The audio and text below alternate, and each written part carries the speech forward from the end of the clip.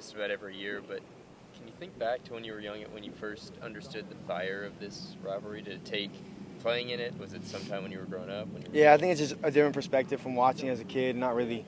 I mean, of course, wanting OU to win. My dad was coach, but now like being in it, really having like some skin in the game, like playing for Oklahoma, it's definitely a different perspective on it.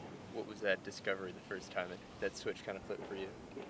I mean, really just college football in general, just the speed of it, and but definitely the intensity of rivalry games, playing OU Texas and then playing in OSU. Yeah, it's always later in the year. It's always getting chilly, and it's always usually there's a lot on the line for both teams, and so really understanding that as I started to play more and more was big. What stands out to you specifically about playing in Stillwater? Obviously, with as close as everybody is, it's a little bit different environment up there. Any memories stand out, whether before or during your playing career? I mean, not a whole lot. I remember being up there a couple times. I think one year, I don't know, I didn't play. I had an injury, but a couple years back, last time we were there. But yeah, it's definitely a very chaotic atmosphere, hostile at times. And games at 2:30, so I'm sure those paddles will be beating the sides of the building, and that's great.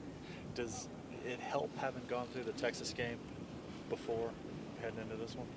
Yeah, I mean, I think just it helps going through all the games, just building experience in general, and learning lessons throughout the season, and then fighting through adversity. And obviously, we had a lot of adversity last week, and so we're ready to put our best foot forward this week. What did it mean to get the captain nod for this one? How cool is it that you guys are all obviously Oklahoma kids for this game in particular? Yeah. I mean, that's awesome. I'm definitely excited to represent the team and be a captain this game and being my last Bedlam, Oklahoma's last Bedlam. I mean, it's definitely a tremendous honor, and being from Oklahoma definitely means a lot to me. But even just being a captain in general for any game means it's a tremendous honor. Being around this game for so long, is it strange thinking that this is it? Yeah, a little bit. I mean, I guess it would be it for me either way. So Yeah. I guess I'm good regardless. Yeah. Mike Gundy said, amongst the players now, it's not really as much of a rivalry as it used to be. I mean, growing up in this, do you have any, sort of context to, see where it feels like it's less of a rivalry amongst the players? I'm not really sure. I think he mentioned social media or something. I don't have too much contact with too many people there, and I don't know if they have too much contact with us here. But I think it's a rivalry, and it means a lot to both sides, fans and everything. And I'm sure times were different back then, and times are different now. But it's still OU versus Oklahoma State, and that's a big deal to a lot of people. I know we've asked you about Dylan's leadership a lot this year, but what have you seen from him over the last 72 hours? Just a lot of. He's been real locked in. Usually he's kind of a charismatic guy, real upbeat. He's just been a little more conserved, I'd say. He's detailed. He's locked in. He's ready to go. I think it really rubbed him the wrong way, and naturally it rubbed us all the wrong way. And so it's good to see that out of your quarterback, out of your leader of the team, and just seeing that distaste in his mouth, and he's just putting his head down, going to work like we all should. How frustrating was that experience on Saturday, just in terms of not being able to push the ball down the field?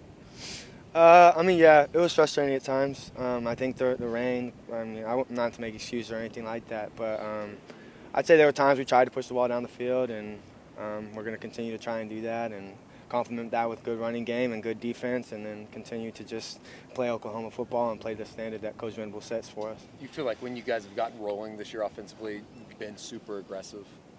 Yeah, I think there's times when it all just comes together, whether that be pushing the ball downfield or running the ball really well, getting them to load the box, and we push it downfield, or extending the ball once they load the box, extending it to the perimeter run game and the touch game and stuff like that. And, yeah, it really is a beautiful thing when it all comes together. OSU's secondary is pretty young. What do you know about them and the challenge they present? Yeah, no, they got a lot of good players back there. They got a corner number 2. He's really good, experienced player. He's a senior, and then they're back in at the safety position. You mentioned they're young, but I mean they're long, rangy, very athletic guys, and I mean on tape they look freakish back there for sure. And so I mean, but we're gonna be prepared, and we have good players too, and so hats off to them, and they're having a good year so far. So Going back to Going back to the last 3 days or so, how's the reaction to this one maybe been different from last year when y'all lose that one early and then it just sort of snowballed from there? yeah, think just different feeling knowing at 7-1, it's all still in front of us, still somewhat in the driver's seat of it all, and just putting our best foot forward each week to go 1-0 and hope. And we want to win our last 4 games and secure a spot, and hopefully in a Big 12 championship spot. And so just definitely a different feel this year than last year. Thanks, Drake. Drake, thanks, man.